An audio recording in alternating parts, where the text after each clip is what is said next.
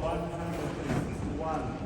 Sizothatha landumiso wephampu 164. Mhla wanamhlanje ngomhla we-15 phansi kwephepha 161.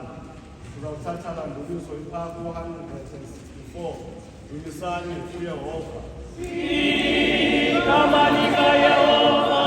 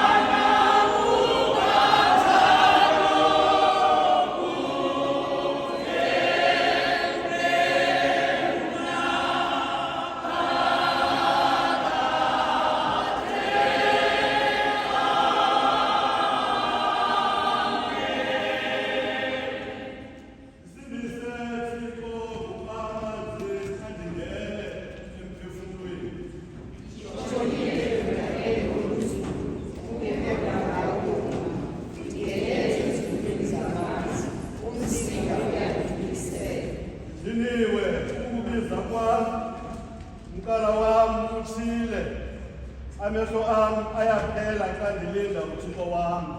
Abathandayo wenkosi, Yehova wenkosi, babangadaniswanga, ababafunayo uThixo wase-Israyeli, babangadaniswa yakhathazana.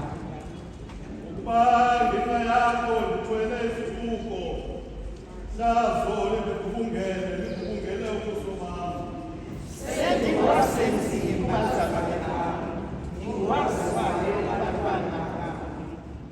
Ukuba ubukhwele bendlu yakho undidlile, izithuko zabanithukayo ziwile kwami. Ndakulinda umphefumlo wam wabasemzileni, kanti oko kwabayilo yokuthula kwam. Kodwa mna ukuthandaza kwam kuwe Yehova ngexesha elipholekileyo. Thixo, ngokuzivumela kwakho ethendweni ngenyaniso yofiso lwakho. Umsinga wamanzi wawungandikhukhulisi, inzulu mayingandiginyi, umngxuma wawungandivingi umlomo wawo phezu kwam.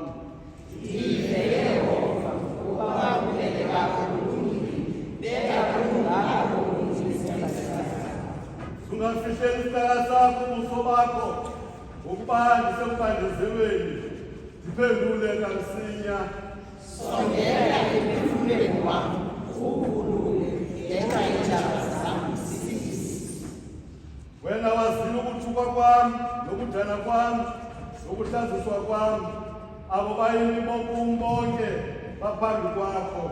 Izithuko ziyakhule intliziyo yam, ndiyafa kakhulu, ndathemba ukufa, kanti bendingekho, ndabathuthuzela kanti abanam. Bandinika inyongo ekukudla kwam, nasekunxaneni kwam bandisenza iyasene.